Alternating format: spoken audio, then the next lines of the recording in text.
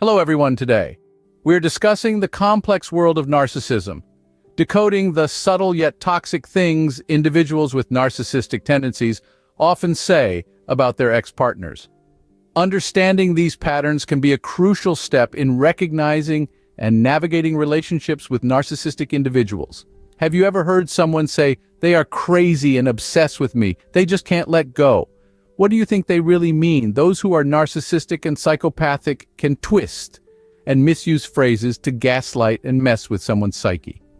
They often paint their ex-partners in a messed-up light to control new people in their lives, and even use those new people to hurt their exes again. Depending on their plan, they might make their ex seem worthless or perfect when talking to you about them. Watch out for these 5 toxic things they might say on the surface about their past partners, but it means totally different things entirely. Well, let's delve into the psyche of a narcissist, shall we? Number 1, they are crazy and obsessed with me. They can't just let me go. Narcissists have an uncanny knack for twisting reality to suit their narrative, often painting themselves as the irresistible center of attention. So, a narcissistic person says their ex is obsessed with them. They're likely spinning a tale to boost their own ego. In translation, picture this. They repeatedly tried to break up with me, and when they finally did, I called them crazy to others so no one would believe what they said about me. At first, they might not have been that into me, but I showered them with attention and affection to get them hooked. After that, I started treating them poorly in subtle ways, pushing their limits until I got the reactions I wanted. I manipulated them, intentionally tried to make them jealous, and kept them working for my approval. I'm fixated on my ex-partners, and I'm the one who stalks and provokes them after the relationship ends. I check on them often and re-enter their lives to ensure they don't forget me.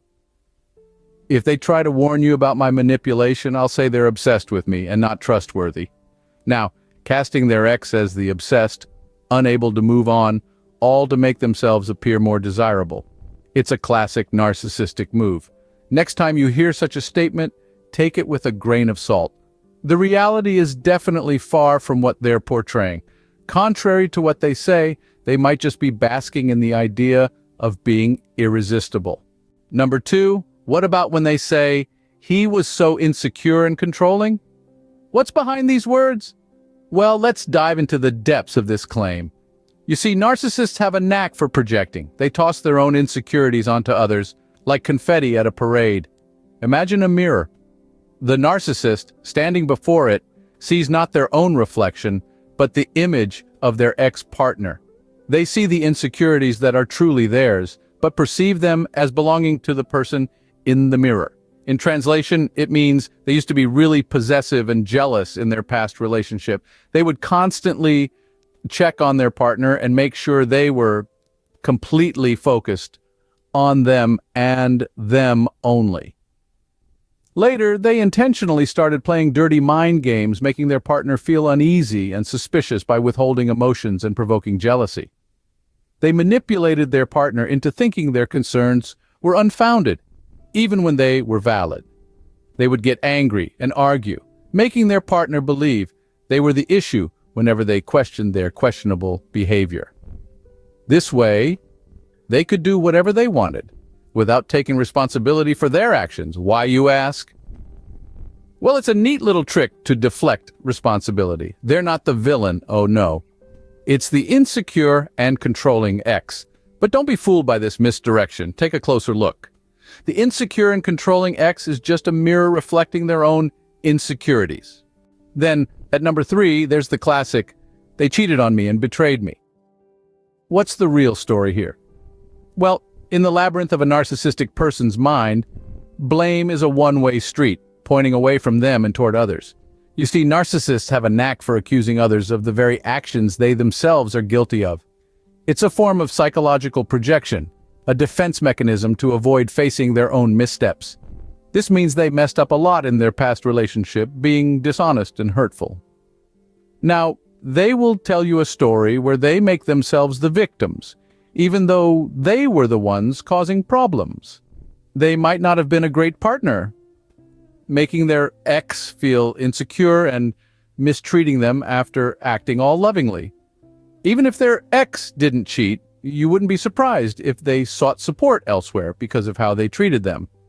Now, they will set the double standard they expect of all their partners for you by disclosing this fake story of being betrayed. Now, you will strive to be super loyal to them while they reserve the right to do whatever they please. It's a cunning strategy. By accusing their ex of betrayal, they shift the blame, maintain their image of innocence, and play the victim card, all while obscuring their own infidelity. It's a plot twist worthy of a soap opera. When they talk about betrayal, they clearly are revealing their own guilt.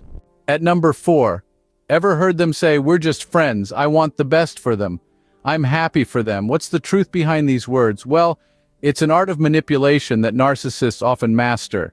The seemingly innocent "just friends" claims are a cunning way to maintain control and keep their exes in their sphere of influence. This means they keep an eye on their ex and act happy for them, making it seem like we're just friends. They pretend to support their new relationship and thriving life without me to make you think they're fine with it. But the truth is, they're using their ex to make you jealous and using you to make their exes jealous. They also keep tabs on their ex-partners to ensure they don't find too much happiness. When you become an ex, they'll show up occasionally to bring back painful memories because they don't want anyone to move on truly, and they don't move on either. This isn't about a genuine friendship or selfless concern for the ex's well-being. Oh no, it's a strategic move to keep the ex close just in case they need them. It's a power play, a game of chess where the narcissist is always 3 moves ahead. The just friends claim is a facade, a smokescreen to keep the ex close, so they keep manipulating them. So when they say just friends, what they really mean is just under my control. Now the dramatic, "They were the love of my life, I can't get over them, I am so broken." What do they really mean? You see, this act is a classic move in the narcissist's playbook.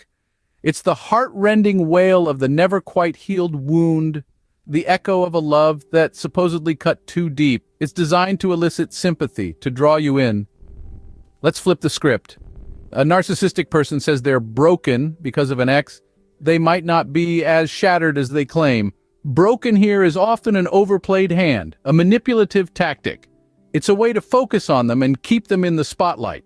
So, in translation, it means, I can't do healthy love or empathy. But when I idealize my past partners, I act like I'm crazy about them even though I mistreated them.